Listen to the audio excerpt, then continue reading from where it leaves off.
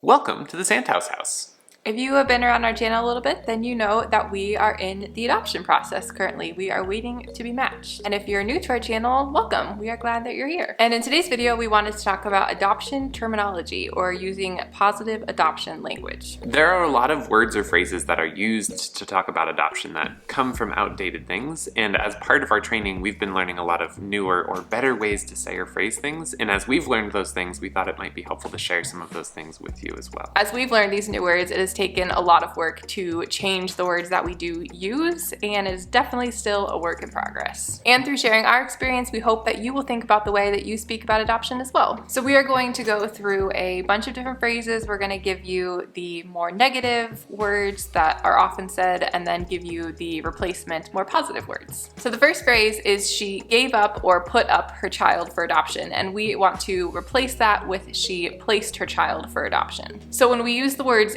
giving up, it seems like it's not really a big deal. We're just getting rid of something that we don't really want. And the phrase put up for adoption has a very negative origin. It comes from when parents used to put up their children quite literally on the train platform for the train to take them away. And that is a very negative way to talk about adoption, but that's also not really what the process of adoption looks like. On the flip side, to use the term that a child was placed for adoption, when you place something down, you're usually doing it very carefully, gently. It's with a lot of thought. A lot of thought goes into the action of placing something down, and it's also a choice to place something down, and in this case of adoption, it's a very brave choice to make. Another phrase to avoid is who is the real parent, mother or father, and that can be replaced by asking who is the birth parent, mother or father, because the real parent of an adoptive child is their adoptive parent, and their birth parent refers to the person who gave birth to them. The next phrase is very similar to the first one, and that is she gave away her child, and we want to replace that with she made an adoption plan for her child. The words made an adoption plan accurately show how much thought goes into making an adoption plan, and if you're planning something,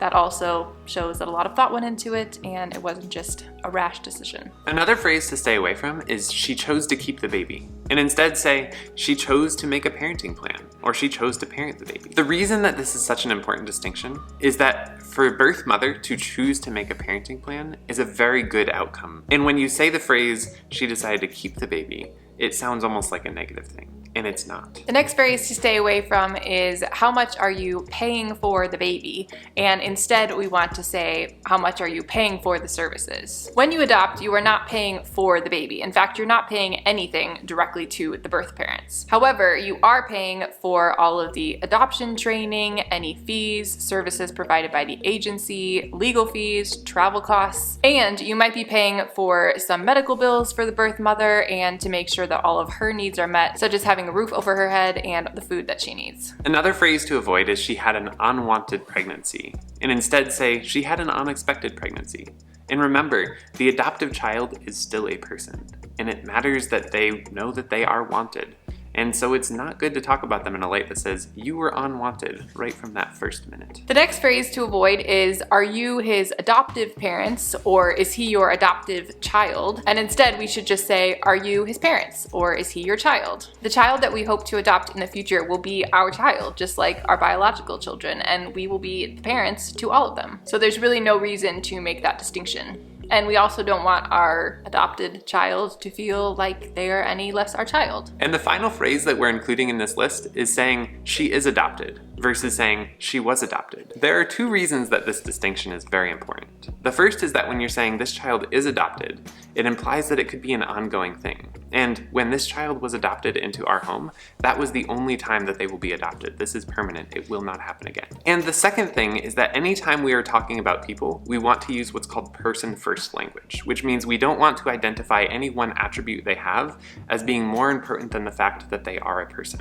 And when we say that someone is adopted, we are saying this is a defining characteristic of who they are, as opposed to just one of many pieces to who they are that defines the person they become. So those are all of the words or phrases that we came up with. If you think of any other ones that we did not put in this list, we would love it if you would put those in the comments down below. And if you realize that you have been using the incorrect terms, it's okay. It is okay to be human and not be perfect. But now that you know, it is important to work on doing better. because we want to honor the people who are part of the adoption process, whether it is the adoptive parent, the birth parent, or the adoptive child. And if you're ever just not sure how to say something or what to call someone, just ask them. It's okay to ask. We really hope that this video was informative for you, that maybe you learned something. And if it was, feel free to give us a thumbs up down below. We'd really appreciate that. And if you want to follow along on our adoption journey with us and our family, you can subscribe down below. But other than that, we are done. So we will see you next time at the Santhouse House. Bye.